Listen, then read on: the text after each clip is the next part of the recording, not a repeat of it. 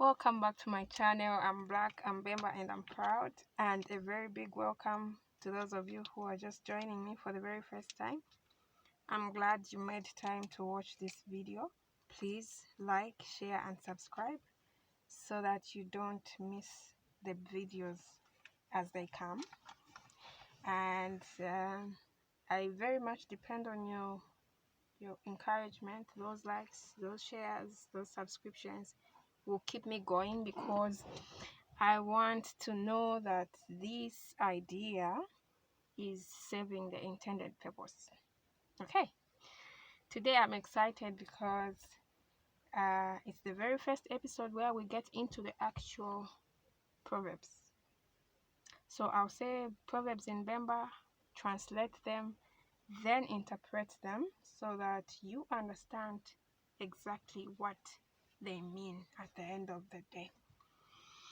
But before I do so, I want to address an important thing that was brought to my attention by a friend of mine after they watched the previous episode. So she watched and she called me and said, Abby, if you are going to talk about Bemba alone, instead of talking about preserving Zambian traditions, Zambian proverbs, and their teachings in general, you come out to some people as being tribal. So I want to put this on record that I'm not in any way being tribalistic. I'm not a tribalistic person. I love every tribe of my country. There are 72 tribes, by the way, and I love them all because I have friends, I have family, I have relatives who are not Bembas like me. Myself, I'm married to a person who's not a Bemba. I have brothers who have married from other tribes. So there's no way, no room for me to be a tribalist. Not at all. Thank you for bringing that to my attention. And I needed to say this lest there's someone out there who indeed thought I was being tribalistic by saying I'll share the Bemba proverbs, Bemba dishes, and Bemba ceremonies.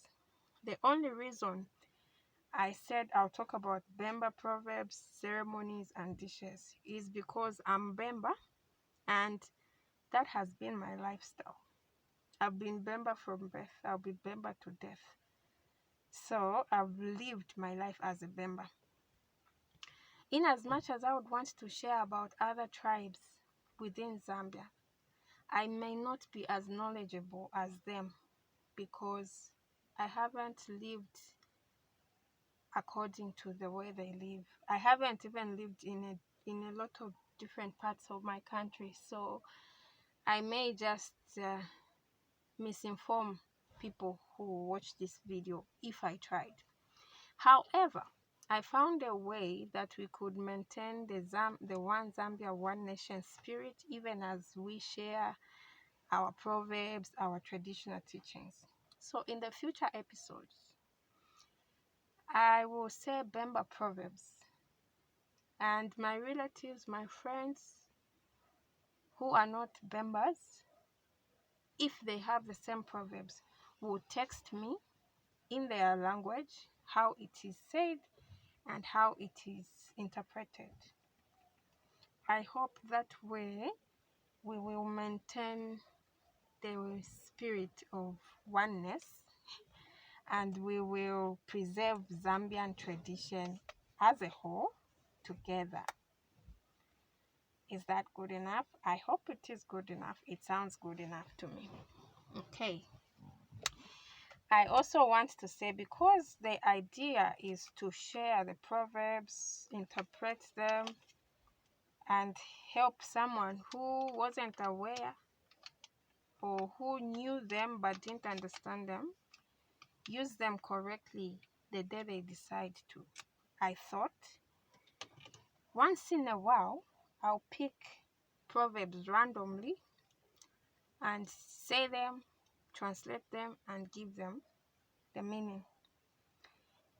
But I also think saying them in an orderly manner will be much better. So I'll try to group them in certain categories, such as those who are addressing all age groups will be dealt with together, and those who are addressing those that are addressing people at a certain stage in life will also be grouped together. Those that are addressing certain situations will be grouped together. I hope I'm making sense, but that's the idea. So without wasting much of your time, I'll get into the first 5 proverbs. Okay. I like to take notes to put them down so that I don't forget. I don't say the same proverb twice. The first one is kolwe wakota asabirwa n'abaana. Kolwe wakota asabirwa n'abaana. It's a tricky one trying to translate this word, but an old monkey is fended for. Is that correct? Fended for by the young ones, the young monkeys, I think. I hope this is correct English.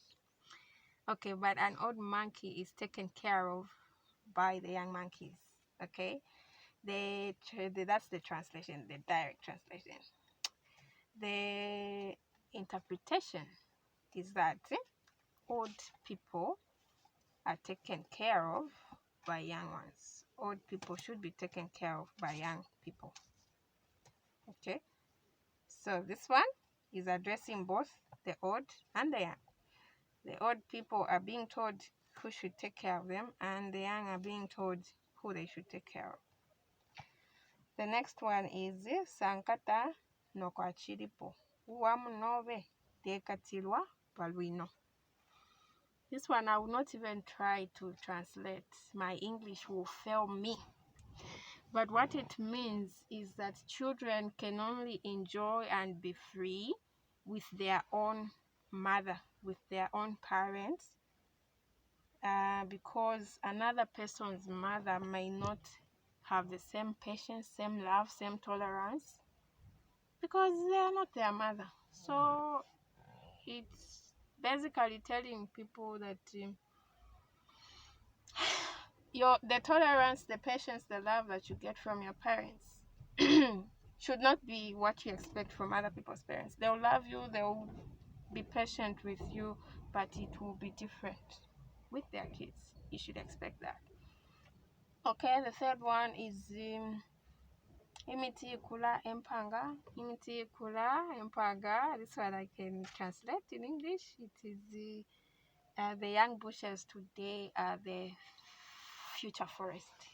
The young bushes today are the future forest. It's talking about the youth today will be the leader tomorrow. The future belongs to those who plan for it tomorrow. Please be free to correct me if you think I'm wrong, maybe in my interpretation, in my translation. In the comments link below, you can just type. I'll be glad. I'm learning as I'm sharing. And the last one for today, because this one I want to take much more time addressing it, is my own papa naine nkakupapa. My own papa naine nkakupapa. The translation is the mother should carry her child or children on her back, and then her children will carry her on their back later on. Okay. It's a long one. I guess it should be in part 2. Yes?